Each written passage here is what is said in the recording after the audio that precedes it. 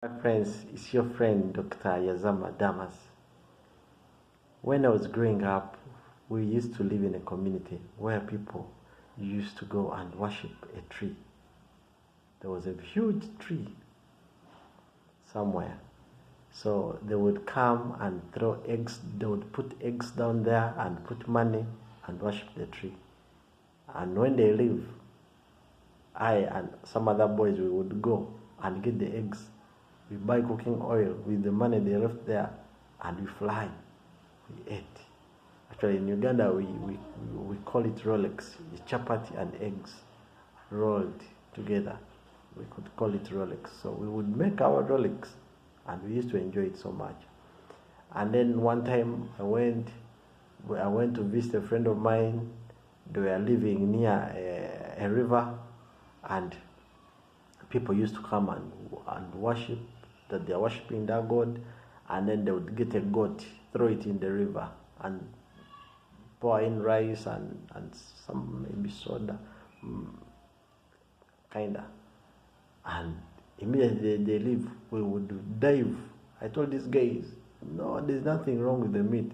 The guys were scared. I told them, you know what, we just need to dive in and get the meat. We would dive in and get the goat, take it in the bush, make fire, and we make nyama choma. We would make roasted meat and we eat. No wonder some of you look at us like idols. Maybe because of that meat we ate. I'm joking. But one thing I've realized affecting Africa or some other countries in Africa, it's religion. These religions have something in common. When I was with a friend of mine and we were talking about his religion, he told me that when you die in jihad, you kill a non-Muslim, you go to heaven, and then you are given 7 virgins. I laughed. I wondered. I said, But me, I realized that these guys just laugh. They just think of nagging and knocking.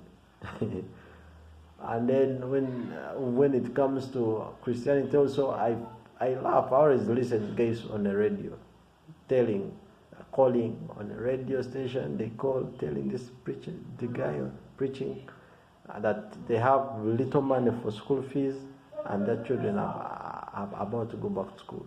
And these guys will tell them, get on that money, get a portion sent to me, or bring the money, pray for it. So it's just like chicken food. It's a snack. They're thinking about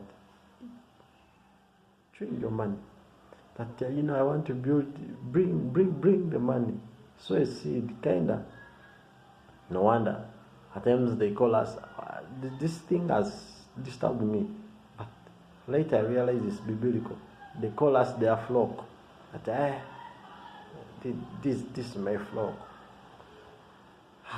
So some of the reasons why we are still backwards, the reason why Uganda is still suffering is because of belief.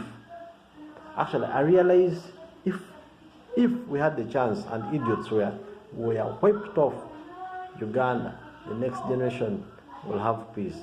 The reason why we are suffering today is because of the idiots who survived those last generations. So they produced idiots, and idiots are still producing idiots. You find someone is given the money to construct a road and is just eating the money. And the birds are bad, the roads are bad, people are just dying. One time I had one big, so-called big guy. His child died on the road. And that road was worked on immediately after the death. They worked on the road, and then you wonder, why didn't they work on the road before? They wouldn't have lost someone. So idiots are all over. Someone told me, a friend of mine told me that a bunch of idiots make a political group. And I've realized it's true. It's very true. One idiot makes one idiot. One stupid person it makes an idiot. 2 make an idiot. But thousands, they make a political party. I don't know how true that is, but it reminds me one time when I was still in my high school. There's a there's a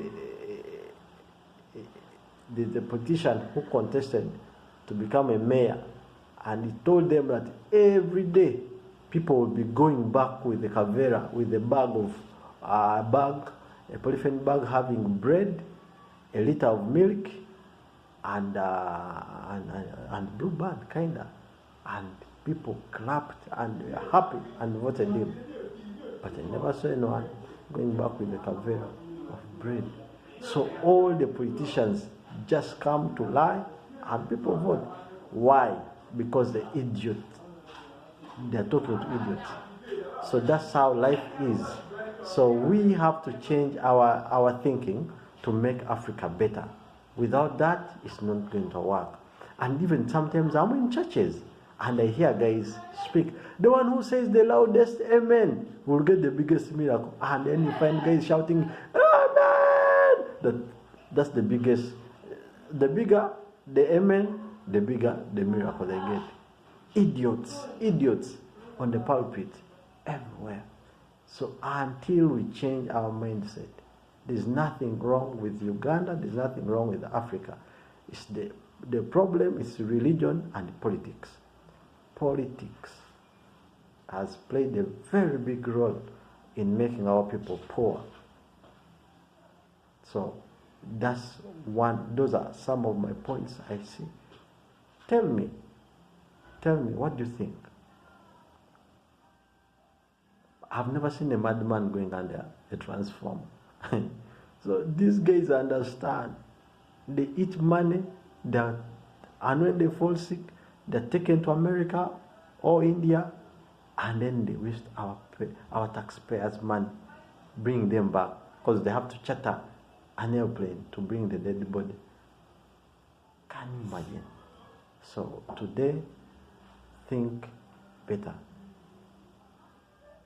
The question is here. Are you an idiot?